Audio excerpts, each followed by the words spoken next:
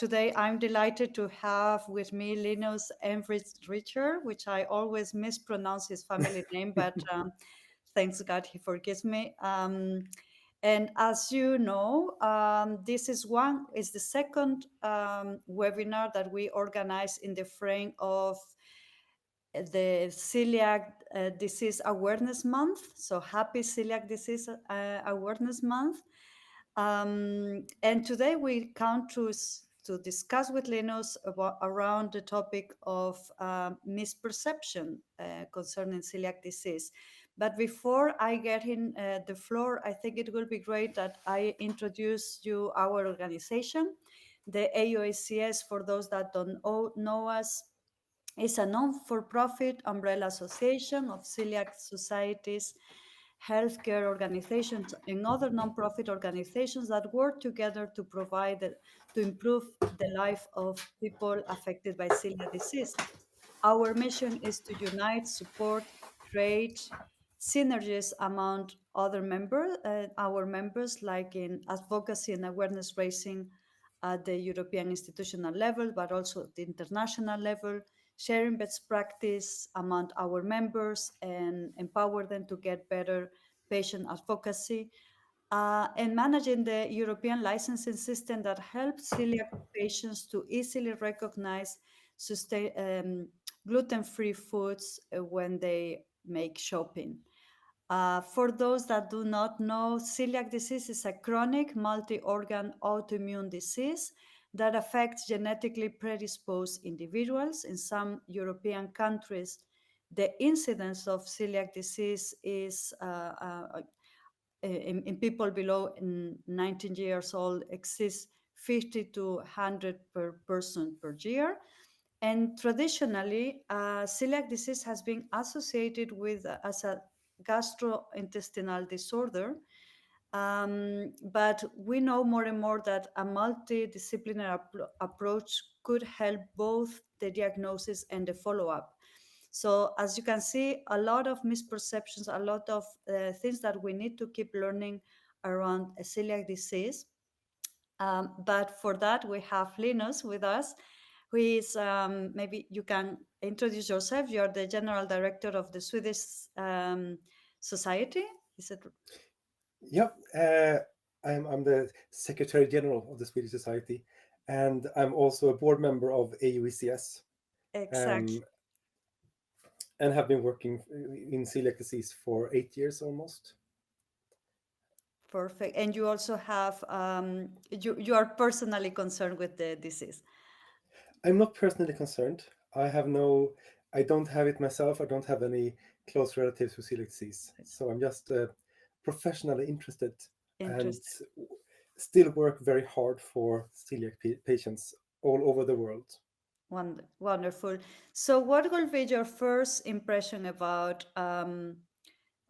talking about these misperceptions around celiac disease? Do you think celiac disease, from your experience, is sufficiently known for healthcare professionals? You can give both Swedish perspective, but also all your experience globally. So, Yeah, I'll start in Sweden, where I work most of the time, and I think that in Sweden, it is known by, I don't know, a handful of dietitians and a handful, maybe two handful of doctors, and that's not enough. That's not even close to like the majority, or even like even a small part of doctors in Sweden.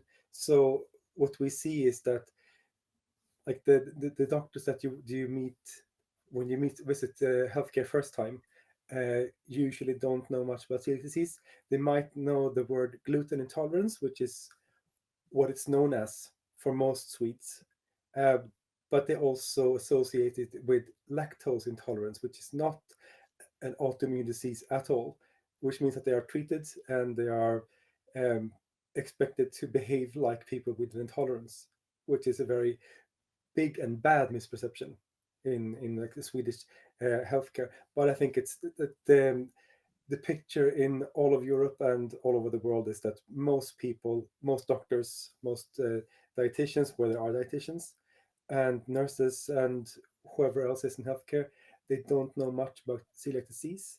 It's more known by professionals that are also researching in the field of celiac disease. uh, but mostly like regular medical doctors are not fully aware of what celiac disease is, how to find it in a person, and how to diagnose it, and especially not how to treat it. So I think that's the big misperception is that you don't know what it is. Mm. Okay, even for healthcare professionals. Yeah, And when you have traveled in European countries or abroad and discuss with other professionals, do you find the same? yeah, no, I find the same. It's also it differs a bit like how much, especially like when it comes to dietitians. In Sweden, we have not very many dietitians, but compared to other countries, we have quite a lot of dietitians. But still, it takes a lot for a doctor to know about celiac disease enough to actually refer the patient to a dietitian. So in Sweden, many patients get their like their um, oh sorry, I have a cold, so my head is not working Yeah, properly. me Um, too.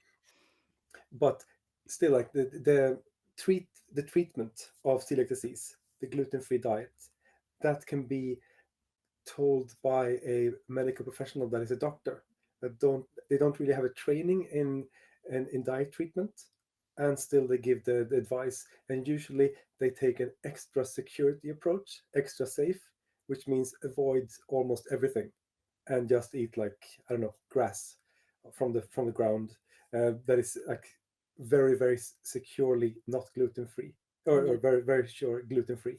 And I think that's a it's a big problem, and it's not only in Sweden. I think I see that all over Europe and probably Mm, around the mm, world, that mm, doctors usually give diet advice where they're not really qualified, which means that people with celiac disease are more afraid than they have to be, which makes the stress for people with celiac disease higher than it has to be, like the mm. mental stress. That is a very good point that probably we will have the opportunity later on how celiac societies really help to walk together that journey with the patient and really give them the right signals of not being too scared and how to handle with situations. But before that, what you mentioned already a lot of misperceptions, but obviously they have an impact, both financial, economical. You also mentioned healthcare. I don't know if you would like to develop a little bit further on what is, in your view and your experience, the impact we can see in misperception. I can see, for example, if we turn to kids, which is like one of the groups that most people care more and more about than adults. So when kids go to school, they of course want to have gluten-free, a safe gluten-free diet if they're diagnosed. They also want to be diagnosed if they have a disease, celiac disease or any other disease, and they want to be diagnosed as quickly as possible. And what we see in Sweden is that even if you actually have like a parent with celiac disease, it doesn't mean that you automatically will be um, that the doctor will look for celiac disease in that kid. Uh, you might have to fight for a long time, for years sometimes, to actually get your kid diagnosed, or like just to be start the investigation of celiac disease. Um, so even if we would hope that kids, when they have like clear symptoms, so if you don't grow enough, if you don't put on weight enough, so you're small and it's really like something is not right, and if you also have like digestive troubles, you're vomiting and have diarrheas, and still we see that doctors are not picking up on it being celiac disease. So they can see like, okay, so maybe he's like have anxiety or whatever, so that's why they're feeling bad. uh, but we see that misperception of not understanding like the very typical symptoms of celiac disease means that kids have to go years without getting the proper diagnosis, and also years without getting the proper treatment, which is gluten-free diet. And when we take it outside of Sweden, I know in Sweden we have free school, free food for kids in school up until they are like 18, 19 years of age. That's not the case in all countries. you don't even have the right to gluten-free food in all countries, which means that it's a very big problem. So if it's not recognized, if you don't have the right diagnosis, and even if you do, and you don't have the right food available, it's just it creates a lot of problems for the kids and their parents, of course. Yeah, and absenteeism rate, because you feel bad, you don't go either to school or to work, and you're so there are plenty of impacts just because it seems like society is not taking seriously enough the celiac disease, actually. Yeah, we had a, it's a very special example last week.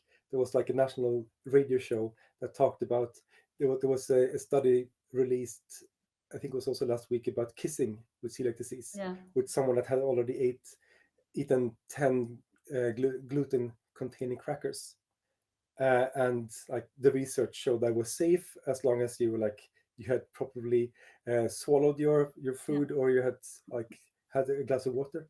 And when they talked about it on national radio, they were really condescending about yeah, people with celiac disease yeah. and thought it was really lame, and that people with celiac disease like shouldn't the researchers do something important, Mm, like doing with cancer and stuff. And even though celiac disease is actually related to cancer, not for many, but for a very few people. And there are lots of researchers trying to find a way to stop celiac disease from developing into cancer for those very few people with celiac disease, refractory celiac disease type 2. Um, it's still so very not known. It's just seen as something like you have a dietary preference yeah. and you want to be a bit difficult. That's like the main approach in Sweden for celiac patients that are not seen as patients or with celiac disease. It's just seen that people like just don't like gluten, and Yeah. that's it. I know, Linus, that you have quite a good experience also in transitional care in Sweden, and I guess also this misperception will also have a great bottlenecks when it comes to transitional care, or maybe I'm wrong, but I would like you, if you have any thoughts Yeah, from that perspective. yeah. In Sweden, we have it's free healthcare up till 19 years of age, but you're moved from child healthcare from when you're 18. You move to like adult healthcare, uh, and we see that when you're a kid, most kids in Sweden with celiac disease are actually followed by a dietitian or a doctor or both. Uh, it differs very much from different regions in Sweden how much you are followed up and in what way. Um, but usually you have some connection at least to healthcare under the age of 18. But as soon as you turn 18, your pediatrician will send a referral to the adult healthcare clinic, and then usually nothing happens. You're lost in translation. You're on your own basically. And we've had a Swedish um, researcher doing research on that transitional care to see what happens, like how are they followed up. And it's very sad to see that basically there's no follow up. They're just left to take care of themselves. And we see that people that are diagnosed after the age of 18 are not getting much help from the start and nothing afterwards. So even though if there's actually like you're supposed to follow up your patients, to have a follow up meeting every, I don't know, say every 2 or 3 years, there's no follow up for anyone basically. It could be if you have one specific doctor that cares about celiac disease, then maybe that doctor follows up the patients, but usually no follow up at all. And like the transitional care there is no transition. It's just you send out the referral into an empty void, and that's it. And that's it, without any combined period or things like that. Yeah, Yeah, absolutely. So again, the consequences of that and the impact uh, and the and the comorbidities that you can develop during that period can also be quite important. Uh, um, I know that particularly now that is the month of awareness raising on celiac disease, we talk a lot about how chameleonic it is as a disease and how it portrays differently. I read there are more than 200 and different symptoms for celiac disease, so it's really also difficult. I think you mentioned it before that there is a big gap in a rate ratio of info diagnosis in Europe is around 7 to 10 years. But and many of us will say, well, it's also because it is a chameleonic disease. But I want to be controversial here and ask you if you think, is it this also misperception, or you will agree that there is such a nature, such a chameleonic nature in celiac disease? Yeah, no, definitely. And we see that our members and people that are contacting us because they want to have a diagnosis, uh, like the symptoms differ, like 200 symptoms.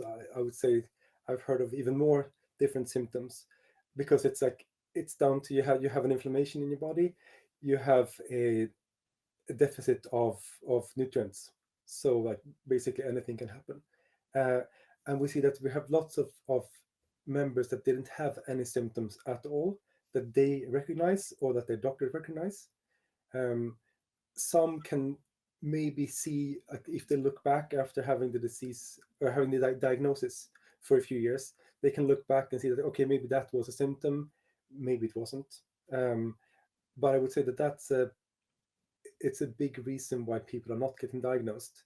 That you would have such a different kind of, one patient is not like the other when you have celiac disease.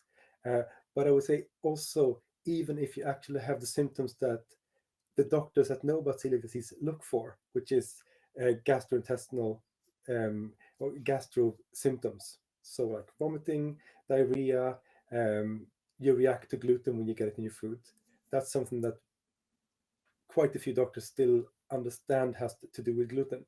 But even if you have very clear symptoms, very classical symptoms, it still takes a long time to get a diagnosis in Sweden, at least.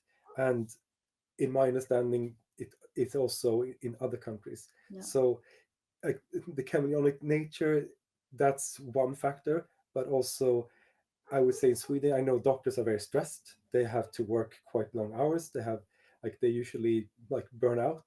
They have to be like sick themselves because they have too much work. I think that's also something that they don't have time to look at every patient and see what's actually bothering them. Uh, but I'm a bit surprised still, even though I've known this for quite some time, that the very classical symptoms are also missed. And even in kids, that if you don't grow enough, if you don't put on weight, if you have very like classical symptoms as diarrhea and vomiting, you're still not diagnosed. And that's surprising to me.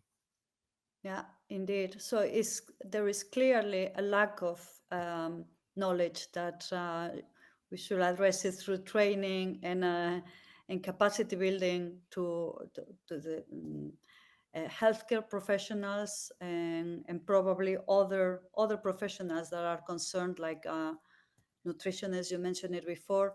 I know that your National Celiac Society and others are also doing a lot of efforts to build capacities to the patients, but obviously that is usually after diagnosis, right?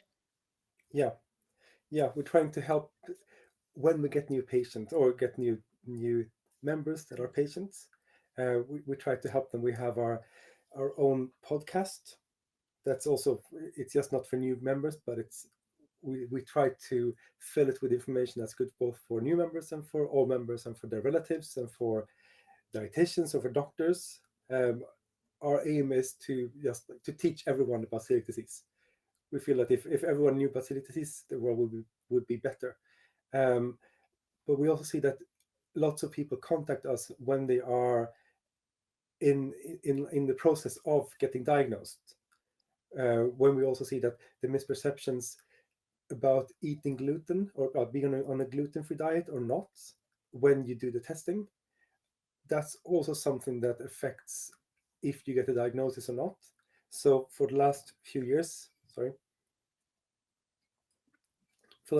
I've had reports from from individuals that have been declared healthy from their doctor. It can be like both specialist gastro doctors or regular um, medical doctors that have had a blood sample taken on the patient that has been on the gluten-free diet for say 5, 6, 10, 11 years, and the blood test comes back negative, which it should be because that they have been eating a gluten-free diet for a long time, the gut is healthy, everything is fine, and the doctors say, okay, so basically you don't have an inflammation, you're healthy, it wasn't celiac disease.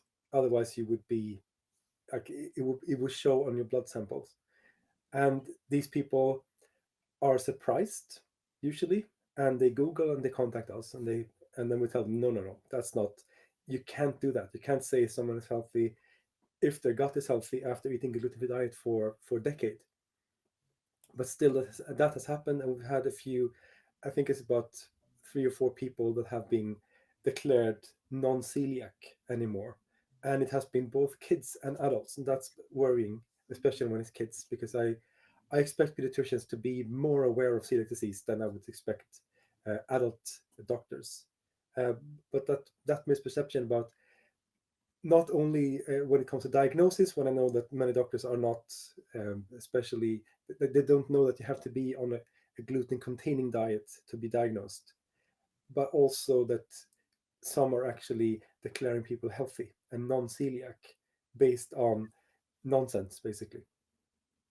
A lack of, wow, this is extremely impressive, but it also show, and it was the same last week, it also show how relevant is the work celiac societies are doing in the respective countries as really as the key contact point to really get truth information and science-based information.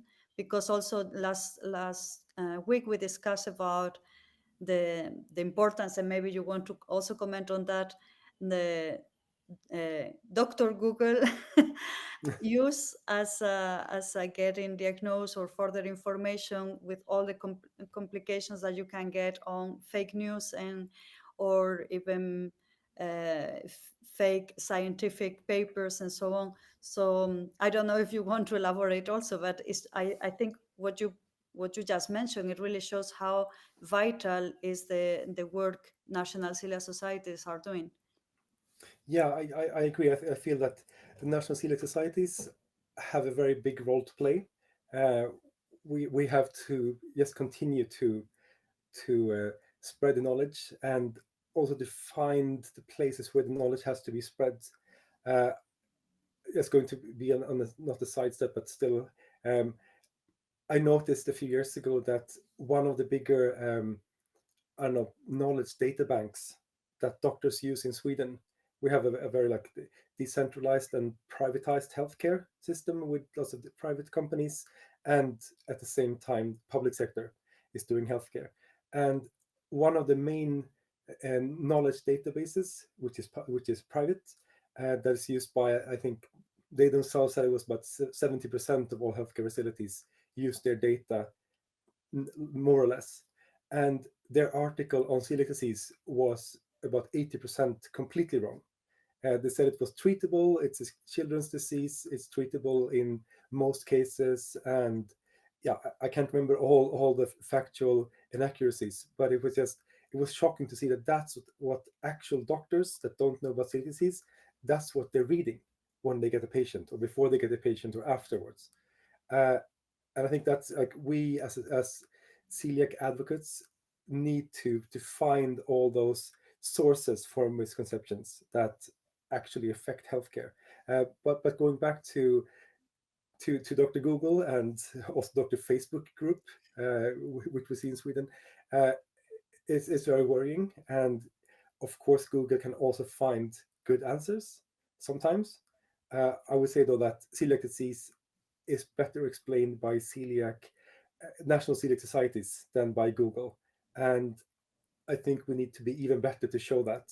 But I also see that in Facebook groups, for example, actual science, because science can be published, um, and when science is published, that's not actually like a fact forever.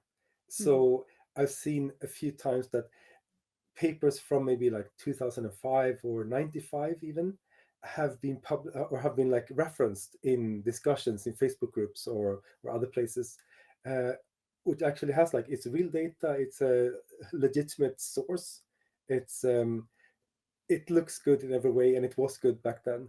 But since then, a lot has happened in science, and things can happen like every year. So like even if you have one result in 2005, that can be completely wrong 5 years later, Yeah. and this is 20 years later, and so much has happened. So I think that's also something that's national celiac societies and also the AOECS has a very big role in explaining science, Yeah. uh, that that evolves all the time. So Yeah. even if it's just science, you have to look at the latest science, and someone has to be able to compile and see if that specific study actually meant something. Yeah. So like the celiac societies and the relevant and the latest researchers need to collaborate and show what's actually true. Thank you so much. I'm gonna give the floor now to the audience if they have any questions. Otherwise, we can keep chatting. But please don't hesitate to write your questions on the chat, because I don't think you can just raise your hand. We are learning with this new system to record webinars and make them of good quality. But it's true that in terms of interaction, yeah, I still need to learn how to do it better. Um, I don't see any question, because the other question I is almost an statement, like for you to tell, if you had to say it like a, I don't know, 2 minutes speech to the or a wish to the policymakers in your home country, probably, what will that be for improving or to manage or minimize these misperceptions? Yeah, it's I would say there are so many different things that need to be like taken care of from policymakers. But I think that one big issue is that what I just mentioned about the knowledge databases, um, where you have both public and you have private actors spreading knowledge to doctors. All the doctors have to go through training at a university sometime in Sweden or abroad. Um, and when they come to Sweden, if they're trained in Sweden or from someplace else, they have lots of knowledge. They might not know everything about every disease because there are too many diseases to know everything from start. But after a while, you will have gathered quite a lot of knowledge.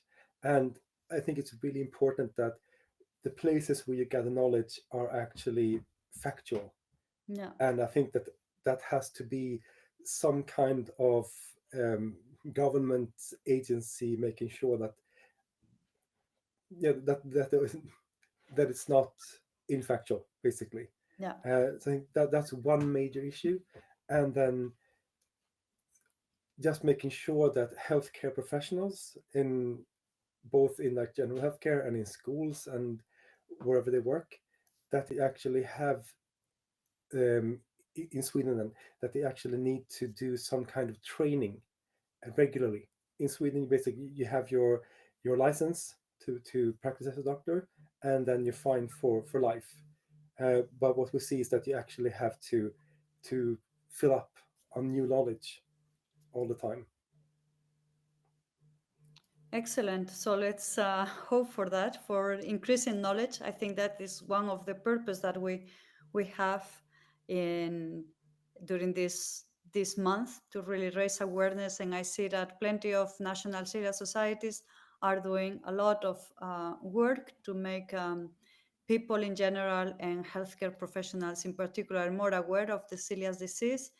I also take the opportunity to advertise for the virtual run that we are organizing, because last year 305 people participated Europe-wide, and we are trying to raise money and awareness for celiacs in Ukraine. And so I just the opportunity. I don't know if there are a lot of Swiss also joining this virtual marathon. Well, actually, it only is virtual the registration, but you actually need to run and cycle or walk and share your pictures live. But we really invite the audience to be part of that.